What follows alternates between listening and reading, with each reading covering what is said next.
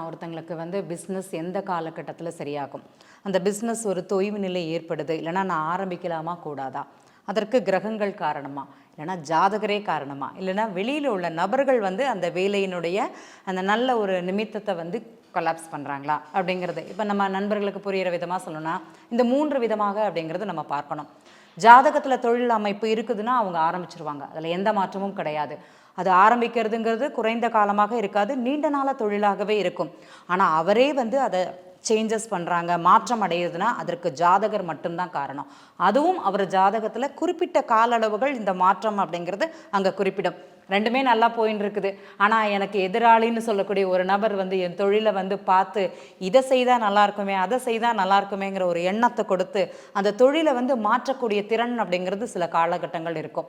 இந்த மதி அப்படிங்கிறது சொல்லுவோம், நம்ம ஜாதகருடைய மனம் அப்படிங்கிறது என்ன பண்ணும், தொழிலை எதையாட்டி ஒரு சேஞ்சஸ் பண்ணி இன்னும் கொஞ்சம் பேராசையினால் அதிகப்படியான லாபத்தை எதிர்பார்த்து இதை அவங்கள வச்சே அதை செய்ய வைக்குமானா இதை செய்ய வைக்கும். பொதுவாக அந்த தொழில் பார்க்கும்போது நான் ஒன்று பண்ணின்னு இருக்கேன், புதுசாக ஒன்று பண்ணுறாங்க அப்படின்னா கண்டிப்பாக ஒரு தடவை ஜாதகம் பார்க்கணும். ஏன்னா பெரிய அளவு முதலீடு அப்படிங்கிறது போடுறீங்க, கொஞ்சம் காசு அப்படின்னா ஓகே, நீங்கள் பார்க்க வேண்டாம்.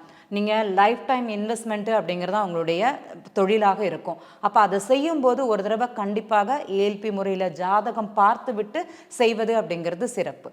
இப்போ வருமானத்தை பற்றி பேசணுன்னா அது வேறு, ஆனால் இந்த பிஸ்னஸே பார்த்தீங்கன்னா சில காலங்கள் அப்படிங்கிறது இருக்கும். சிலருக்கு இதை அப்படியே ஸ்டாப் பண்ணிட்டு நீங்கள் தயவுசெய்து வேலைக்கு போங்க, இதுக்கு மேலே இந்த இடத்துல நீடிக்காதீங்க அப்படிங்கிறத தான் அவங்களுக்கு சொல்லுவோம்.